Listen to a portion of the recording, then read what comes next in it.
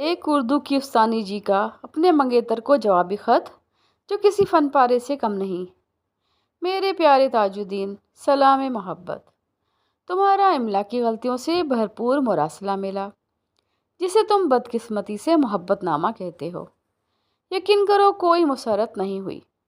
یہ خط بھی تمہارے پچھلے خط کی طرح بے ترتیب اور بے ڈھنگا ہی تھا۔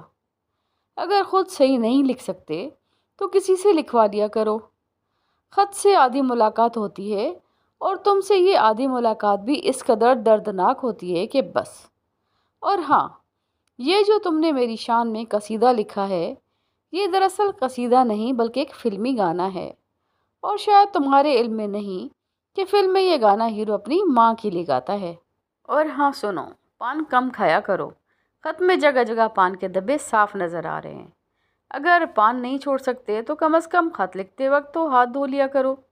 اور یہ جو تم نے ملاقات کی خواہش کا اظہار انتہائی احمقانہ انداز میں کیا ہے، یوں لگتا ہے جیسے کوئی یتیم بچہ اپنی ظالم سوتیلی ماں سے ٹافی کی فرمائش کر رہا ہو، اس یقین کے ساتھ کہ وہ اسے کبھی بھی نہیں دے گی۔ ایک بات تم سے اور کہنی تھی کہ کم از کم اپنا نام تو صحیح لکھا کرو۔ یہ تاجو کیا ہوتا ہے؟ ایسا لگتا ہے جیسے کسی کسائی یا دودھ والے کا نام ہو۔ مخفف لکھنا ہی ہے تو صرف تاج لکھ دو۔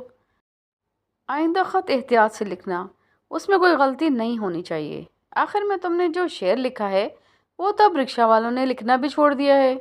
او میرے خدا، مجھے ڈر ہے کہ تم سے عشق کا یہ سلسلہ کہیں میری اردو بھی نہ خراب کر دے۔ بس یہی کہنا تھا، فقط تمہاری سوزن الفت۔